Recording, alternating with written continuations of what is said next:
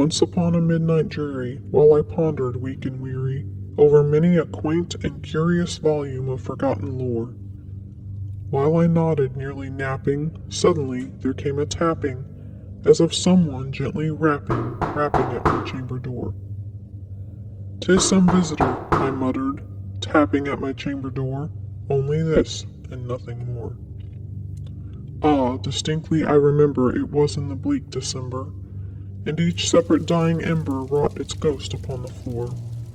Eagerly I wished the morrow, vainly I had sought to borrow from my book surcease of sorrow, sorrow for the lost Lenore, for the rare and radiant maiden whom the angels name Lenore, nameless here forevermore.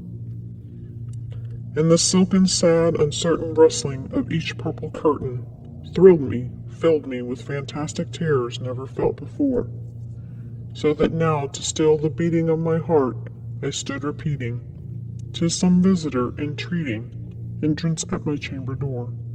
Some late visitor entreating entrance at my chamber door. This it is and nothing more." Presently my soul grew stronger, hesitating, then no longer.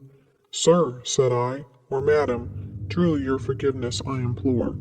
But the fact is I was napping, and so gently you came rapping, and so faintly you came tapping at my chamber door, that I scarce was sure I heard you. Here I opened wide the door, darkness there and nothing more. Deep into that darkness peering, long I stood there wondering, fearing, doubting, dreaming dreams no mortal ever dared to dream before. But the silence was unbroken, and the darkness gave no token, and the only word there spoken was the whispered word, "Lenore." This I whispered, and an echo murmured back the word, "Lenore." Merely this, and nothing more. Back into the chamber turning, all my soul within me burning, soon again I heard a tapping somewhat louder than before. "Surely," said I, "surely that is something at my window lattice. Let me see, then, what thereat is, and this mystery explore. Let my heart be still a moment, and this mystery explore. 'Tis the wind, and nothing more." Open here I flung the shutter, when, with many a flirt and flutter, in there stepped a stately raven of the saintly days of yore. Not the least obeisance made he, not a minute stopped or stayed he, but with mien of lord or lady perched above my chamber door, perched upon a bust of Pallas just above my chamber door, perched and sat and nothing more. Then this ebony bird beguiling my sad fancy into smiling, by the grave and stern decorum of the countenance it wore. "Though thy crest be shorn and shaven, thou," I said, "art sure no craven, ghastly, grim, and ancient raven, wandering from the nightly shore. Tell me what thy lordly name is on the night's Plutonian shore." Quoth the raven, "Nevermore." Much I marveled this ungainly fowl to hear discourse so plainly, though its answer little meaning, little relevancy bore. For we cannot help agreeing that no living human being ever yet was blessed with seeing bird above his chamber door, bird or beast upon the sculptured bust above his chamber door, with such name as Nevermore. But the raven, sitting lonely on the placid bust, spoke only that one word, as if his soul in that one word he did outpour. Nothing farther than he uttered, not a feather then he fluttered, till I scarcely more than muttered, "Other friends have flown before. On the morrow he will leave me, as my hopes have flown before." Then the bird said, "Nevermore." Startled at the stillness broken by reply so aptly spoken, "Doubtless," said I, "what it utters is its only stock and store, caught from some unhappy master whom unmerciful disaster followed fast and followed faster till his songs one burden bore, till the dirges of his hope that melancholy burden bore of nevermore." But the raven still beguiling my sad fancy into smiling, straight I wheeled a cushioned seat in front of bird and bust and door. Then upon the velvet sinking, I betook myself to linking fancy unto fancy, thinking what this ominous bird of yore, what this grim, ungainly, ghastly, gaunt, an ominous bird of yore, meant in croaking, nevermore.